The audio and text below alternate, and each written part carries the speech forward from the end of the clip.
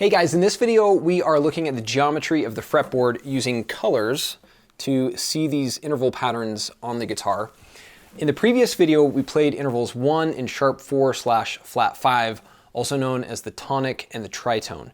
And while that interval pattern doesn't sound especially good because those intervals are dissonant with each other, the intervals we're going to play today are intervals 4 and 5, which sound very consonant, very nice, and these show up in all sorts of patterns like scales and melodies and chords. Though before we just jump in and play these patterns in different keys, let's first understand the theory of what these intervals mean in a given key using C as an example. So in the key of C, the red square is 1 here, and intervals 4 and 5 are 4 is F or purple red, and 5 is G or red orange. And these two intervals, 4 and 5, straddle the tritone or interval sharp 4/flat 5, which is the green square or F sharp G flat. Intervals 4 and 5 are closely related to 1, but across from this note, the tonic, because of the rotation from the circle of fifths into the chromatic scale. And as a result of this rotation, the two notes straddle the tritone or interval sharp 4/flat 5. And because these two intervals are closely related to the tonic, 4 and 5 are closely related to interval 1, they sound especially good with interval 1.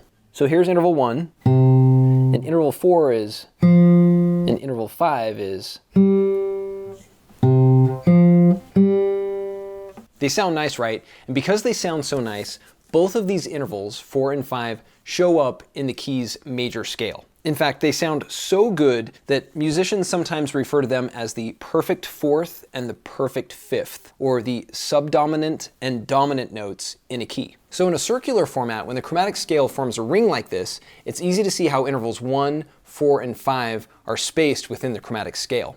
Now, let's take those same notes, those same intervals, and see how they apply to the guitar fretboard as they rise up the instrument. And we'll use the key of C as an example. So here, when we fade out all of the other notes so we can focus just on interval 1, C, the red square, interval 4, purple red circle, F, and interval 5, the red orange circle, G, you can see how this pattern rises up the fretboard.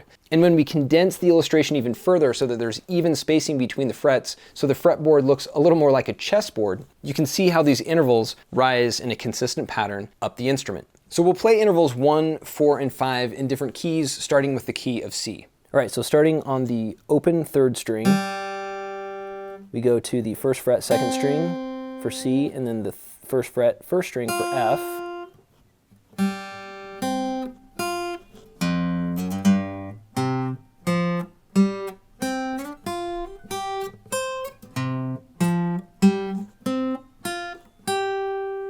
Let's play that again.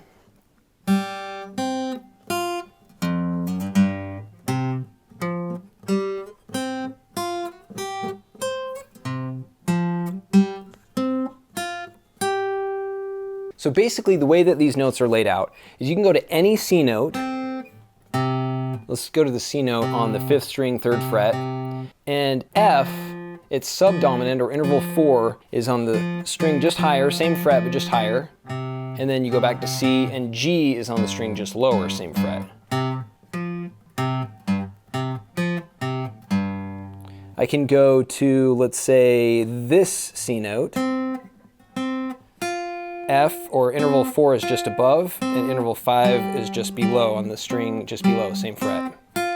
Now, there's a shift in the top 2 strings, so if we play C on the 3rd string here, on the 5th fret 3rd string, F is on the 6th fret of the 2nd string because of that shift, but then G is again on the 5th fret of the 4th string.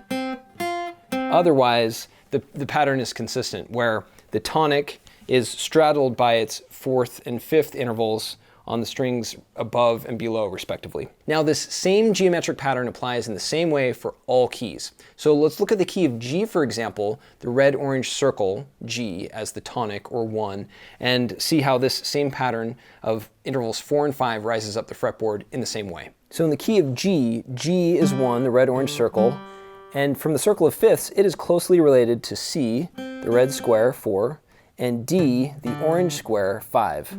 So So we're going to play this pattern rising up the fretboard, starting on the open D string, then which is 4, open 3rd string G, 1st fret for C on the 2nd string, and then on up. So starting with D.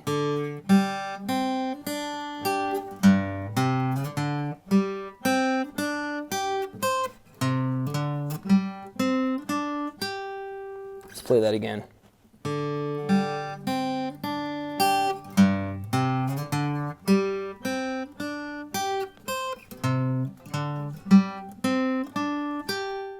Each of these notes is closely related both audibly and visually. And you can see how this same essential pattern applies to other keys like the key of D, for example. And since the intervals of 1, 4, and 5 are symmetrical, they are therefore predictable as well. So let's look at the key of D, for example, where we have the D is the orange square, red-orange circle is G, just above interval 4, and then the orange-yellow circle, A, is just below interval 5.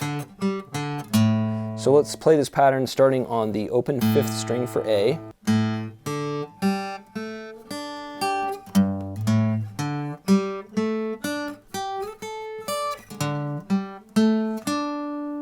Let's play that pattern again. So starting on A, the 5th string.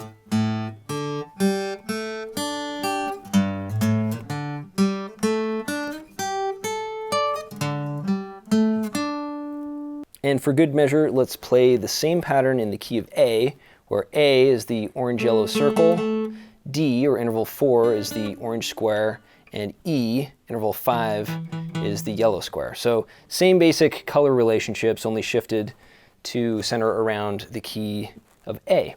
So we've got, starting on the E, low 6th string,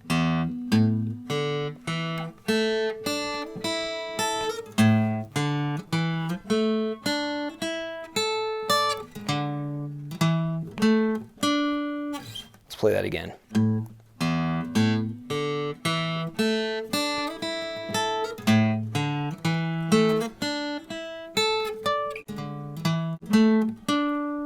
And then we could just keep playing through all 12 keys since they follow the same exact geometric patterns. It's wonderful.